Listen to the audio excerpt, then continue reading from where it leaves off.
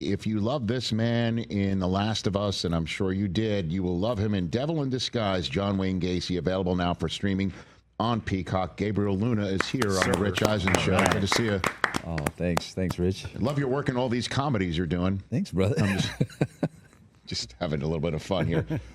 There's nothing funny about this at all whatsoever. The John Wayne Gacy case, as we all know, is horrid stuff, and it is riveting. This limited series, 8 episodes. You played the lead investigator, Detective Rafael Tovar.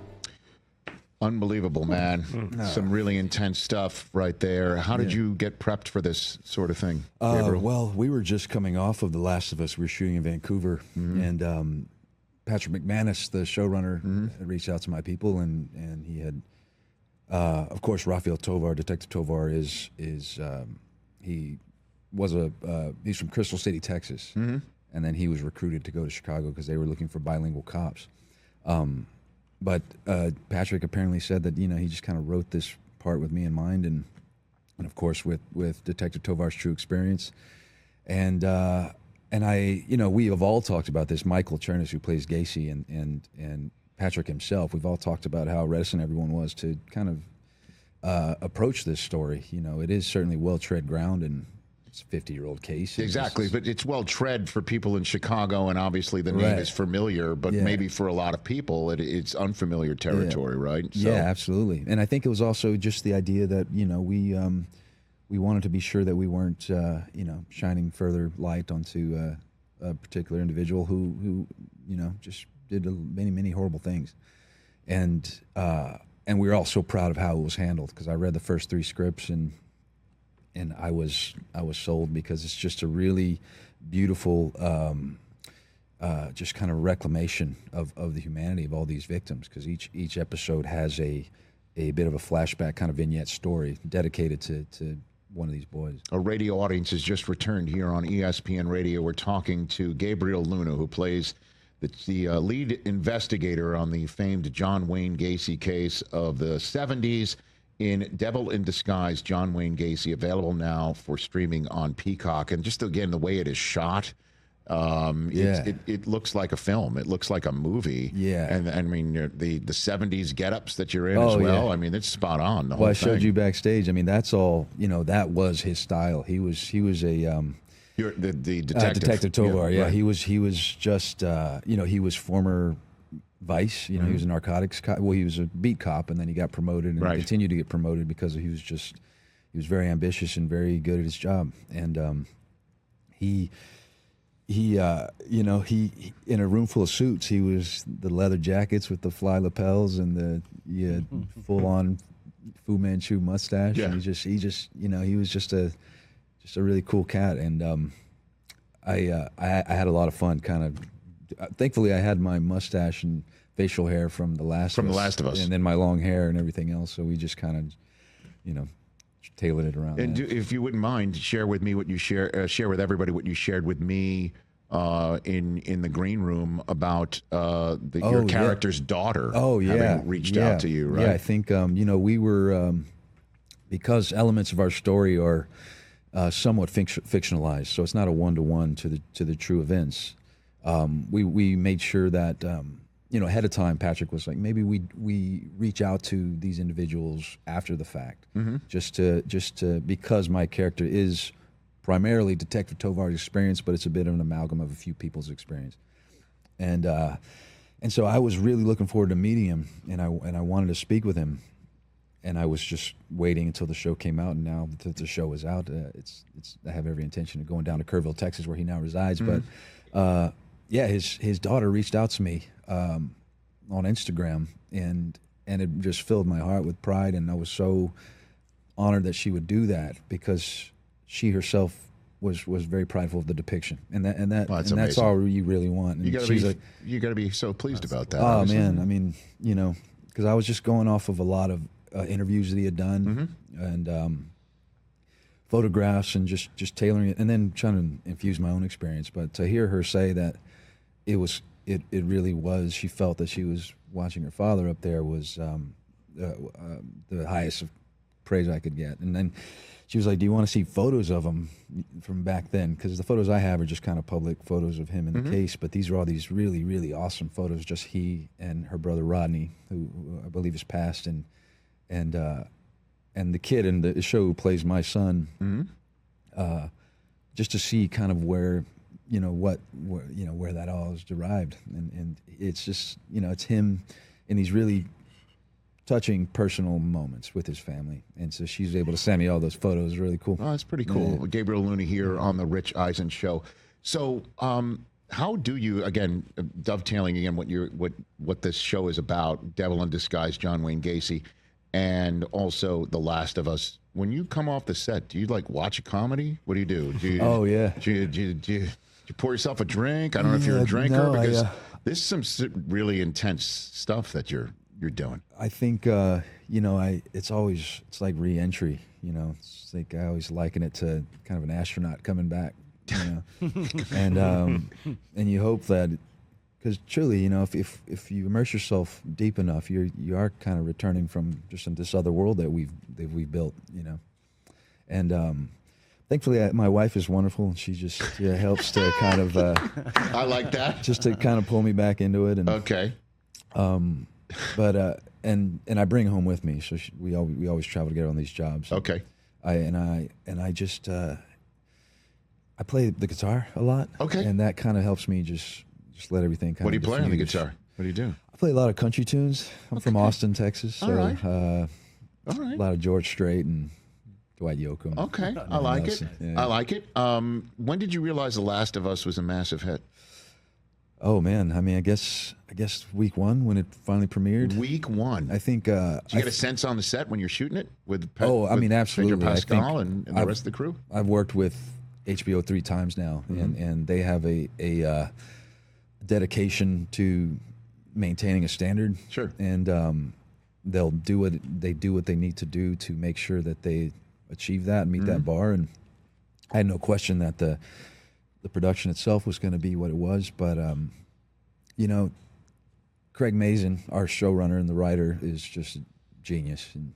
And we'd get these scripts coming in, and he writes every letter of every word of every script. He does.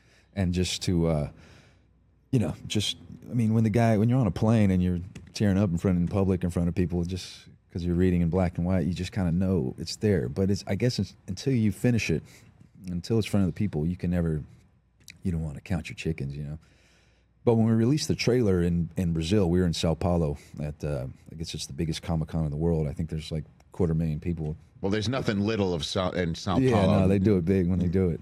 Like the city, just like everything. Yeah. But I'm sorry, I don't mean to interrupt. No. We premiered the trailer there, and just to see the kind of the response, I guess when it hit YouTube, it's like, okay, people are pretty excited about this, and if we deliver, I think it has the potential to catch fire, and it did. You got a good Pedro Pascal story? Give me your favorite one. It's about him as a person, or about him as an actor, or working with him in a scene? He's just a sweetheart, man. He's just, just so talented and so present, and I think, but also just really playful, and I guess one story I have, Sure. we were doing this scene where Catherine O'Hara, who plays Gail,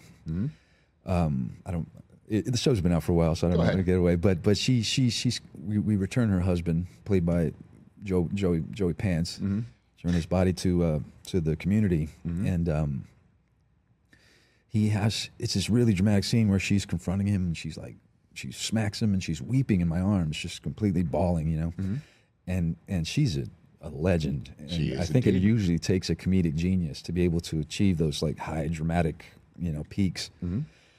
And she's just like, she's crying and crying and crying in my arms. And then Neil, who was directing it, he's the creator of the game, he was directing that episode, he calls cut, but he's a bit of a soft-spoken guy, so she doesn't hear him. And I thought she did, but I thought maybe she was just kind of still in it, and she's just crying and crying, bawling, oh my God, I could, my shirt is soaked. And then I look over at Pedro, and he looks at me, and he's just like, he's holding it in, trying not to laugh, and then he's getting Bella cracking up, and then he's like, just tell her. I was like, okay, Catherine, They called cut. She's like, oh, they called cut? Oh. And she just like wipes away the tears instantly, just snaps out of it. And then he just like rolls on the ground, literally rolling on the ground laughing. And I, you know, that's just kind of the sense of play that we kind of, you know, you ask about how you come back from these really dramatic things. And I think it's important to just, you know, kind of be loose and be willing to laugh and, you know, for sake of crying. What was it like in FUBAR with Arnold? You got a good Arnold's my guy, dude. He's my, you know, I've grown up, my mother raised me. My father passed before I was born. And my mother was 15 when she had me. So she was a 15-year-old widow. And so throughout my life, I've found different father figures, football coaches, professors. And then here at 42 years old, I'm just like, who is that in my life? And it's him. And no kidding. I couldn't be luckier, man, because he certainly embraced me when we did the Terminator film, and then we did FUBAR together, and then we did a animated show called Secret Level for Amazon Prime, directed by Tim Miller, who directed us in Terminator. And so we've worked together a lot. And now I'm working with his son-in-law, Chris Pratt, on the Terminal List, which is going to come out next year. Yeah. And he's just you know, he's so disciplined. He's just so funny. Like his modus operandi is kindergarten cop Arnold, or like Last Action Hero Arnold. Like that's who he is. You know, Commando and Terminator, all that stuff. Those are constructs that he built, characters he built. But who he is him in those comedies. You know, so that was great to see that. You know, that return to form in FUBAR, to have that kind of, you know, the comedic kind of side of him. I guess one of my best Arnold stories is, so he loves to quote himself. Like he'll do it anywhere, anytime, drop of a hat. So, I would you know, too if I was him. we'll be on set, and you know, Grip will be carrying a C-stand, and they're like, "Come on, I need that C-stand," and he'll be like, "Do it now. What are you waiting for?" and so, but my favorite story is we're at brunch after training in Budapest. We're doing Terminator. Nice. And a friend of his from Austria was in town, and I'm sitting across Arnold. He's eating his oatmeal, and my wife's next to me, and then his friend Clemens was sitting next to him, and they're having a conversation about their families, and they get to the conversation about their fathers, and so she says to him, she's like, "So what does your father do?" Talking to Clemens, and then like mid bite of his oatmeal, Arnold just goes, "Who is your daddy, and what does he do?" Which is obviously a line from Kindergarten Cop. But yeah, he's just, and his timing is impeccable. That's how he rolls. Mid oatmeal eat, he quotes himself, inserts himself into someone else's diet. Dude, he didn't even look over there. He just kind of and then just continued eating his oatmeal. That is amazing. But you got to tell him about the baby chair. Oh, yeah. When Arnold came on the show, he saw the seat in which you are currently sitting. Yeah. And he says, "I cannot sit in that." Yeah. I'm like, "What do you mean?" He goes, "That's a baby chair. Baby I chair. don't want to sit in the baby chair," because he was concerned about his energy and he wants to be up as opposed to sit. You could see you kind of recline in these I'm chairs. just like laid back. That's the only time in the history of this show he walked over to Chris's chair and he wheeled it over. And we just, sit however you wish to sit, sir. What are you gonna tell the governor that you can't use your chair? This is him doing it. Yeah. There it is. We removed a chair and he brought his chair over, man. Like, okay. I love that. And then a few times he did quote himself. You know, he told a bunch of great stories, and obviously he's Arnold freaking Schwarzenegger. You know? I love him. All right. So in the few minutes I have left, Gabriel Luna here on the Rich Eisen Show. You know, we just met. TJ, I'll share with you what he told me in the back. He took The Last of Us, thinking it was about the Cowboys secondary. That's what he thought. You know, that's what he thought it was. You gonna disrespect our guests like that? Oh, man. No, I'm looking at you, fellow Cowboy fan. Well, I'm saying, throwing it in your Hey, direction. how about them Cowboys, TJ? Hey. But really, tell me, how about them? Like, how are they doing? Can we revive them? Yeah, maybe next year we can. Oh man, but Dak is slinging that thing He is around. indeed. Yeah, say that again, man. And That's a it's true just- story. And I swear, like the first time I saw him, I went. They were playing the Rams at the Coliseum in preseason, his rookie year. Oh, yes, I Yeah. remember I that. was And at he that came game. in, man. He threw a 20-yard rope to the sideline. Yes. And I was like, holy moly, this guy, you know, and he's just his composure, everything. I was like, man, this guy's really. Yeah, that was when Romo got hurt in the preseason, right? And is that it was the Ascension was beginning at that Well, point no, in he time, got or was it hurt. a year after? No, I think he got hurt a little later in the season. I see what you're saying. Okay. But I just saw him throw that out route, And I was like, wow. And then he just kept this whole drive. He put together a great drive. I was like, man, that guy is really well composed. And even the Rams fan behind me was like, yeah, man, he's poised. And from that day on, I've always been a dat guy.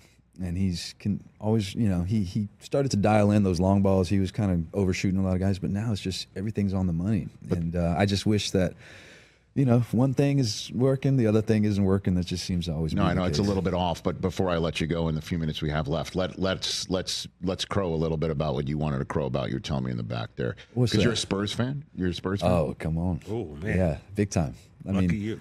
I'm a Longhorns fan because that's our professional team in Austin. Nice. But I'm just like, I work by proximity. So Spurs I've always been my team. And I've always been a Cowboys guy because I wore number 12 for Roger Staubach. Why not? As an outside linebacker, strong safety. Nice. But they also needed me because I was kind of the insurance policy quarterback. So they always needed me to wear a quarterback number. But and I loved the Oilers before they moved because Warren Moon had my name. My last name was Luna. Nice. And so I was a split. Well, when they moved, so I just became solely a Cowboys fan. But the Spurs have always been just my heart. And the fact that we have just an absolute once in a lifetime. He's a unicorn. Victor Wembanyama is a unicorn, and we all knew it coming in. And I'll say it again. Like right now, early in the NBA season, there are some people and teams to talk about, but none of them compare to Victor Wembanyama. What we're seeing through the first 2 weeks of this season and what we've expected from him up until this point, and what we're seeing is just I think tonight we have the chance to go 5-0 for the first time in franchise which we history. couldn't. We have a long-time listener and viewer of the show, Jimmy in San Antonio, who came on the air and mentioned that. We're like, really? Yeah. Because you'd think the Admiral would have done it. You'd think of Duncan course, would have right? done it. You'd think any of the pop teams would have done it. Tony Thanks, Manu man. and them boys, I guess not. But I loved his response. He was like, wow, that's crazy. I would have thought that's been done before, but let's go beat that record. Just very nonchalant about it. I love his confidence. I love his dedication, his training. And then he's put on like 35 pounds, looks like. And it still looks like he still needs to put on more. I know, right? And he just, I guess what happens when you're everything 7'6". Everything he does is just Look at that picture that's right there. stuff you've Look never where his seen hand before. is. So That's what we were saying the other day. Over the box. It's over the box. I love it. I love the way he, just people think that they have a sliver of light and it just closes up on them. It's just amazing to watch. I got the league pass this year because All right. I've been out of the country for the last 3 years and I've missed basketball season most Right. times, and I'm up at 3 a.m. watching games and I have to work in the morning, and now I can actually watch it on when they actually airs. There you go, and not Back and home, get your finally. sleep and get all that stuff. Hey man, congrats everything going on in your thanks, Rich. career. Again, all episodes of Devil in Disguise, John Wayne Gacy, dropped just last week or a couple weeks ago on October 16th. It's a limited series. It's 8 episodes. It is beautifully shot and obviously acted, and everybody check it out. Available streaming on Peacock. At I am Gabriel Luna on Instagram. Be one of the gajillions who follow this, man. Congrats on everything going on, and come back anytime you want, man. Thanks, brother. Because I think Wembanyama might be still undefeated. He'll next probably time you need come your back. chair too. Yeah. He'll need your chair. Everything's a baby chair to him. Hey, you made it all the way to the end. Thanks for that. Check us out every single day streaming live on Disney Plus and the ESPN app 12 to 3 Eastern.